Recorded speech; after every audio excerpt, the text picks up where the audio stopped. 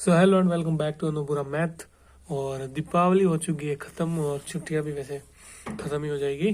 तो हम chapter number 3 start करेंगे आज से। पहले तो दीपावली कैसी गई ये ज़रूर बताना। And half yearly exam very close है, ठीक है, बट हमारा टारगेट है board exam. And half yearly में नंबर ज़्यादा कमाए मैटर नहीं करता, बस कॉन्फिडेंस डाउन या बूस्ट करता है। But mains exam is important in the marks. Okay, तो ये जो चैप्टर है इसका आज हम देखेंगे इंट्रोडक्शन, दो चर वाले रैखिक समीकरण युग्म, linear equation with two variable. Okay, इसके अगर हम हिस्ट्री की बात करें तो 8th क्लास में भी ये चैप्टर था, ठीक है। वहां पर भी यही नाम था दो चर वाले, वहां पर नाम था रैखिक युग्म, तो उसमें भी दो चर ही थे, सॉरी उसमें था एक चर वाले रैखिक युग्म, ठीक है। और यहाँ पर है दो चर। हमें उससे मतलब नहीं है कि 8 में क्या था, लेकिन हम समझेंगे कि इस चर का मतलब क्या होता है, रेखिक का मतलब क्या। अगर रेखिक की बात करें तो उसको हमने जाना था चैप्टर नंबर 2 में, यानी कि समीकरण जिसकी घात अगर 1 हो तो उसे हम कहेंगे रेखिक समीकरण, ठीक है। तो पहले तो इसको हम समझ लेते हैं। ये है दो चर वाले दो चर वाले रैखिक युग्म। अब देखो, एक चर है और दूसरा है रैखिक। अब चर का मतलब हो गया ABCD के कोई भी शब्द, let's be X Y Z A B, okay, this is. अब यहाँ पे कितने चर है, दो, यानी कि X और Y साथ में आ सकते हैं या फिर A भी साथ में आ सकते हैं, यानी कि कुल मिला के अंग्रेजी के दो शब्द होंगे साथ। अब यहाँ पे लिखा है रैखिक, रैखिक का मतलब होता है लीनियर, जिसकी घात होगी एक। जस्ट एग्जांपल ये 3x + 4y, ठीक है, बराबर में 20 है। अब यहाँ पे अगर हम देखें तो ये रैखिक युग्म है, क्योंकि इसकी घात 1 है और चर कितने आ गई, 1 और 2, ठीक है। अब हमारा जो चैप्टर है, जो ये तो पुरानी किताब है तो शुरुआत होती है इस तरीके से, लेकिन अगर नई किताब की बात करें तो जिसमें शुरुआत होगी 3.1 कटी हुई है यहाँ से, कि रैखिक समीकरण युग्म को हमें क्या बनाना है, graph. Whatever, this is time of election. So exercise 3.1 कटी हुई है और यहाँ से शुरू होगा अपना सारा खेल की रैखिक समीकरण युग्म का हम ग्राफ कैसे बना सकते हैं। तो आज हम थोड़ा सा बेस ही जानेंगे। लेट्स एक्सप्लोर कि हमने एक समीकरण लिया कि ब्राइटनेस, ठीक है, आज हम बेसिक ही समझेंगे, ठीक है, इंट्रोडक्शन है। लेट्स एक समीकरण लिया मैंने, ठीक है, यहाँ पे 3 और दूसरा एक और समीकरण लिया, क्योंकि दो समीकरण आएंगे। यहाँ पर भी ले लिया x - y = 6, क्योंकि हमने इजी समीकरण लिया बाय द वे। अब इसका मुझे ग्राफ बनाना है, तो पहले बना लो बॉक्स, ठीक है। यहाँ पे x एंड y, पहले नंबर 1 को सॉल्व करते हैं। बेसिकली यहाँ पे हम आज खाली इंट्रोडक्शन कर रहे हैं, इसलिए थोड़ा सा रफली समझेंगे, बाकी जब हम डिस्कस एग्जैक्टली करेंगे तब हम ये और भी डिटेल में आराम से समझेंगे। अब लेट्स सपोज कि मैं, ये समीकरण 1 है, x का मान रख दिया 2, तो यहाँ पे लिखा मैंने 2, बाकी जो लिखा वो एग्जैक्ट लिख दिया। अब 2 इस तरफ जाएगा तो 3 में से 2 घट गए तो y आ गया 1, ओके। अब मैंने एक और मान फिर से समीकरण लिखा, ठीक है। अब मान के चलो मैंने y का मान रख दिया 5, ठीक है, x का x लिख दिया, प्लस लगा दिया, y के स्थान पे 5 लिख दिया, बराबर में 3। अब ये 5 इस तरफ गए तो ये माइनस में कन्वर्ट हो गए, तो ये बना दिए -2। ये समीकरण 1 का सॉल्यूशन है। अब दूसरे की बारी, x और y, दूसरा भी ये लिख देते x - y = 6। अब मान लो कि x का मान मैंने रख दिया 3, तो 3 - y = 6, माइनस y लिखे, बराबर में 6 लिखे। अब ये 3 इस तरफ गया, देख इसमें कन्वर्ट हुआ माइनस में।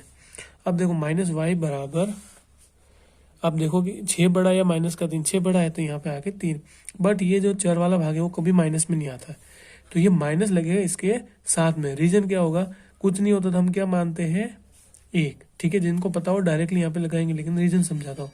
यहाँ पे 1 होगा, वो चाहेगा इसके भाग में। लेट्स सपोज मैंने इस तरीके से लिखा 2x = 3, तो x तो मेरा अकेला है नहीं, क्योंकि इस बार इसमें 2 लिखा है, तो हम क्या करेंगे, ऐसे काटते भाग देंगे, ठीक है। अगर कटते हैं तो नहीं तो या फिर हम कहूँ सिंपल भाषा में तो मैं इस तरीके से लिख दूंगा। सेम थिंग यहाँ पे कुछ नहीं लिखा तो 1 मानेंगे तो वो इसके नीचे जाएगा, ठीक है। तो y बराबर हो गया -3। अब एक और मान रखते हैं। अब लेट सपोज कि मैं आपसे डायरेक्टली पूछ तो नहीं सकता क्योंकि ये ऑफलाइन क्लास तो है नहीं, तो मैं मान लूँ कि इस बार मैंने y का मान रख दिया लेट सपोज 2, ठीक है। x लिखा, माइनस लगाया, यहाँ पे 2 लिख दिया और यहाँ पे लिख दिया 6, -2 जाएंगे उस तरफ, तो ये किस में कन्वर्ट हुआ, प्लस में। तो x का मान मुझे मिला +8। अब प्रश्न क्या कह रहा था कि इन रैखिक समीकरण का मुझे बनाना है ग्राफ, तो मैं ग्राफ बना देता हूँ इधर, ठीक है। अब पहले तो अभी समझते हैं, ये बनाया हमने एक छोटा सा ग्राफ। अब समझो ये बॉक्स है 1 नंबर का और ये है बॉक्स है 2 नंबर का। x की हाईएस्ट वैल्यू है 8 है, तो ठीक है, ये प्लस का x होता है बाय द वे और ये माइनस का x, ठीक है। ये प्लस का y, ये माइनस का, यानी कि इस तरफ है प्लस इस तरफ है माइनस, ठीक है। ये थोड़ा 9 क्लास में और भी डिटेल में, तो मैं 2 के गैप लेता हूँ, 2 4 6 8। अब y का हाईएस्ट मान कितना है, 5, ठीक है। और x का माइनस में भी मान है 2, ठीक है। ये ऊपर वाली लाइन x की है, इसमें प्लस के 8 है और माइनस के 2 भी है। तो चलो यहाँ पर एक नंबर ले लेता हूँ, वैसे 2 ही आएगा बट चलो ठीक है। अब y के देखें तो हाईएस्ट प्लस में 5 है, तो 2 4 एंड 6 और माइनस में 3 है, सो -2 एंड -4, ठीक है। अब हम सबसे पहले इसको कन्वर्ट करते हैं। अब इन 2 को साथ में लेते हैं, जब ये साथ में आएगा तभी हम कहेंगे इनको युग्म, ठीक है। यहाँ लिखा हुआ है युग्म का मतलब क्या होगा कि 2 चर को आपने साथ में ले लिया, x का भी मान और y का भी मान। तो इसमें x का मान कितना है 2 और y का मान है 1, दोनों के दोनों प्लस के, तो ये रहा 2, ठीक है। और ये है y का 1 मान का, चलो यहाँ पे तो ये इस तरीके की एक लाइन जाएगी और ये आएगी ऐसे, तो यहाँ पे इसने कट किया। दूसरा है x का मान -2 y का 5, ये माइनस के 2 और प्लस के 5, तो मान का चलो ये लाइन ऐसे जाएगी और ये आएगी ऐसे, तो यहाँ पे इन दोनों ने कट किया।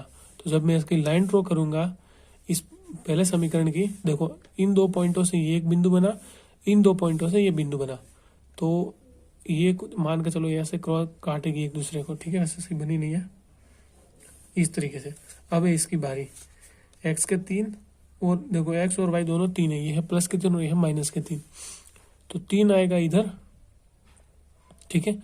और माइनस के 3 है मान के चलो इधर, तो ये लाइन ऐसे और ये आएगी ऐसे, तो यहाँ पे इन दोनों ने कट किया। अब x है 8 y है 2, तो ये 8 और ये 2, तो यहाँ पे इन दोनों ने कट किया। तो जब इनको मिलाएंगे तो वो बनेगी कुछ इस तरीके से। अगर हम देखें तो ये दोनों लाइन एक दूसरे को कहाँ पे काट दिया, यहाँ पे, ठीक है। वो हम आगे और समझेंगे कि भाई इस तरह से काट दिया तो इसका सॉल्यूशन क्या हो सकता है, ठीक है। अब देखो तो इसमें हो सकता है कि भाई ये होगा y x होगा और ये होगा y, तो पॉइंट कौन कौन से बने, y का तो -2 और x का हो गया 6, ठीक है। तो ये इस तरीके से हमें ग्राफ भी बनाना है। अब अगर हम देखें तो इसका मोस्ट इम्पोर्टेंट पार्ट है ये वाला, यहाँ से बनते हैं MCQ, ठीक है, कि भाई इसका क्या रोल है, किस तरीके से समझना है। देखो पहला है कि 3 कंडीशन है इसमें, जैसे कि एक कंडीशन तो हमारी यहाँ पे बनी हुई है, ठीक है। इसे ड्रॉ से समझते हैं।